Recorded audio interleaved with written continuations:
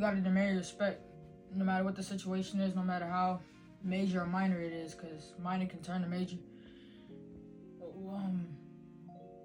But you did, and so, yeah, like you said, just demand your respect at all times, no matter, who it is. Now, know who it is, but demand your respect no matter what you're doing.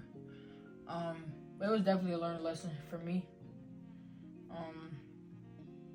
And something to just remember, like, when I'm going, like as I'm going, because, like, just knowing that everybody's not gonna play. Everybody's not gonna play with you. Everybody's not gonna just let it slide. Some people gonna check it.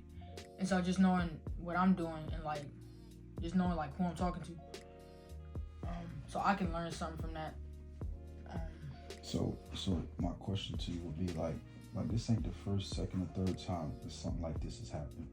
My question to you is that, do you think you have a good gauge on how far to let things go before you get ready to turn it up? Yeah. Like do you have a system built in, or is it just more so just a feeling when you feel it? What's that like? How do you know what that line is? It's really just once he crosses a certain line, once he says a certain thing, once he take it from is, just football trash talk to outside of football. That's when I know when change how I start responding and really start checking it. Because it's a difference from just football and taking it somewhere else. Yeah, that's what I was just sitting here thinking. Like, even talking to some of the dads, it's just like, a lot of kids go through that on both ends. Some of the ones pressing the issue, and some of the ones that's on the other end of it. And it's like, at the end of the day, we know boys are gonna be boys. You know what I'm saying? We know that y'all want to talk your shit, but it's like, at least with you, I want you to always still have a line in the sand. Mm-hmm. You know what I'm saying? Don't ever be no feather in the wind. You know what I'm saying? Even with your homeboys, like, you can play, you can goof off and, cut up a little bit, but within all of that, you still got a line. Mm-hmm. You don't just let nobody just step all over it, and, you know what I'm saying? You gotta have a certain standard in how you let people handle you. Mm-hmm. And that's the lesson I want you to always know. This ain't the first time we've been through it, but as they happen, I want you to be able to, pull out of them, more knowledge from, more wisdom from it, because you'll need it. You know what I'm saying? It won't be the last time somebody say something out the way. So it's not about necessarily reacting to everything people say, because you see quite a bit of shit here and there.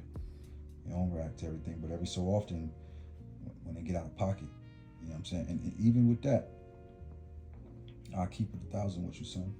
Even with disrespect, and I learned this through my years of just going back and forth to the pen, going back and forth to the county jail.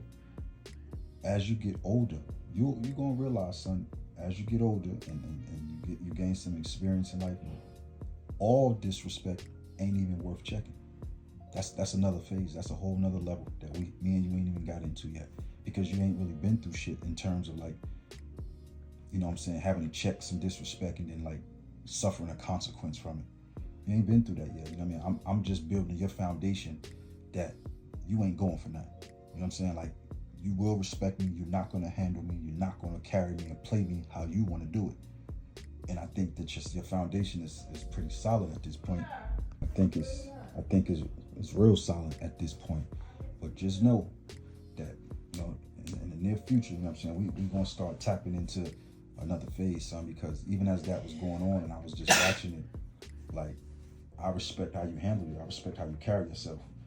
But as you get older, it's like degrees. It's almost like the word discretion. And we talk about the word discretion. All disrespect ain't even worth addressing.